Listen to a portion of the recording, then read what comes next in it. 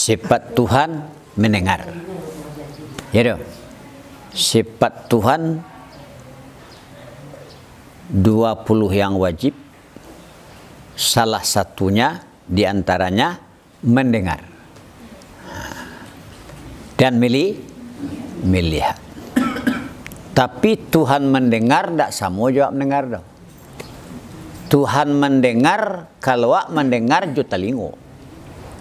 Tuhan mendengar tak jo telingo. Jo sifatnya. Dawa itu mangkodak bara teranga. Di teranga dua orang mengecek buah nira. Dah teranga ada. Karena pendengaran anak tu tak kungkuang di telingo. Sedangkan pendengaran Tuhan tidak tak kungkuang. Seluruhnya didanga oleh Tuhan. Seluruh nanado. Kalau dewa nan teranga nan besaro kan. Tapi bau ukuran belum. Suarono indak lembut, indak ado, indak lunak, indak lo jauh. Indak. Kan itu terang ada. Ayo. Sementara pendengaran Tuhan itu seluruh yang wujud. Walaupun barangnya tidak bersuara. Tidak ngatun lah itu batu. Batu tidak suara. Jawab nan terangan nan bersuara. Bersuara satangah lono tak seronyo. Tapi Tuhan selunan ado beliau danga. Dan besar beliau lihat. Seluruh nanado ko nampak di beliau. Tak bisa dia dikicuah Tuhan lah.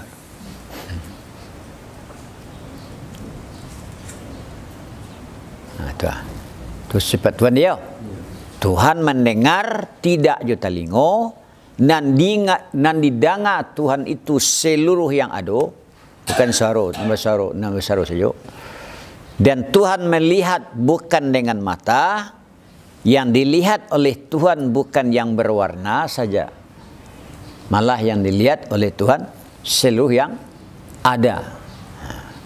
Itu mananya sebarlah sama dan basar itu muta'ala keduanya, ta'aluk keduanya dengan seluruh yang mau judan.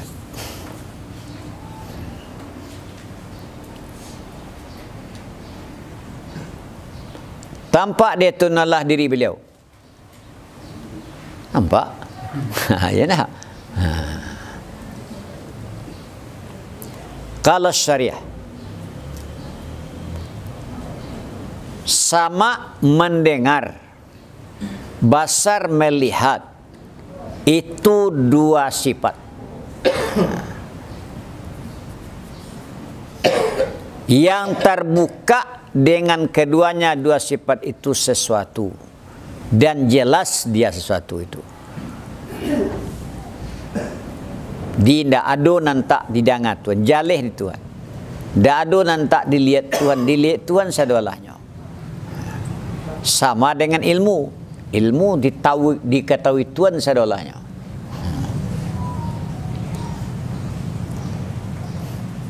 Kecuali bahwa terbuka dengan jelaslah itu.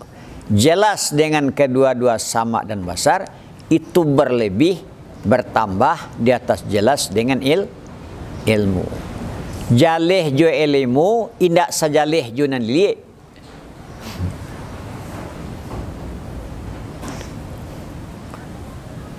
Orang nan alun pernah mencaliak Kaabah.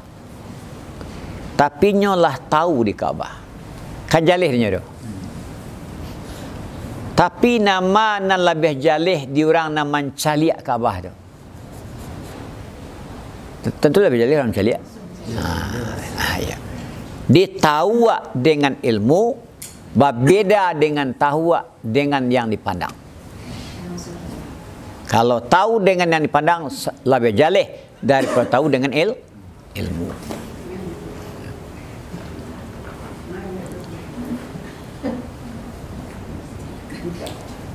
Dengan makna bahwa sesungguhnya inkisaf dengan ilmu, tiada ainnya inkisaf dengan sama dan basar. Terbuka dengan ilmu berbeda dengan terbuka dengan sama dan basar. Jalih dengan sama dan basar. Demikian sudah dimaklumi pada barang yang dipandang secara mudah. Awak kuah. Lebih jalih dewa kalau jo dicaliak padu diketahui.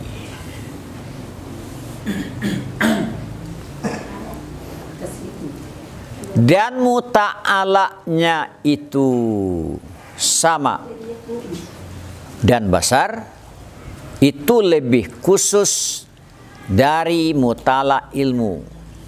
Kalau sama dan basar, hanya ta'aluknya, sasarannya barang yang mawjud. Tapi kalau ilmu, sasarannya ada nan mawjud, ada nan mustahil, ada nan harus. Tahu tuanan wajib bagi beliau? Tahu. Tahu tuanan mustahil bagi beliau? Tahu. Tahu tuanan harus bagi beliau? Tahu. Jadi sasaran ilmu itu lebih umum, atau jangkauan ilmu itu lebih umum dari jangkauan sama dan basar. Tapi dipandang dari segi jalih jo sama dan basar pada jo ilmu. Fakullu ma ta'allaka bisam wal basar ta'allaka bil ilmu. Setiap barang yang bersangkut dengan barang itu sama dan basar, bersangkut dengan barang itu ilmu. Amananya, nama nan dilihe, nama nan didanga itu juga termasuk diketahui. Amutala muta'ala sama nan didanga, muta'ala melihat nan dilihat, itu mawjud. Kalau ilmu ndak, ilmu itu bisa mengetahui nan wajib, nan mustahil dan nan harus. Tidak dibalikkan, itu mana? Tiap-tiap barang yang bersangkut dengan barang itu sama dan basar, bersangkutlah dengan barang itu ilmu, dan tidak dibalikkan. Barang yang bersangkut ilmu tidak bersangkut sama dan ilmu mengetahui yang mustahil, tapi yang mustahil itu tidak bisa dilihat, tidak bisa didengar, tapi bisa diketahui oleh ilmu, bisa. Yang mustahil itu bisa diketahui, yang harus bisa diketahui. Tahu nan wajib? Tahu. Tahu nan mustahil? Tahu. Tahu nan harus? Tahu. Tampak ada nan mustahil? Tak. Itulah.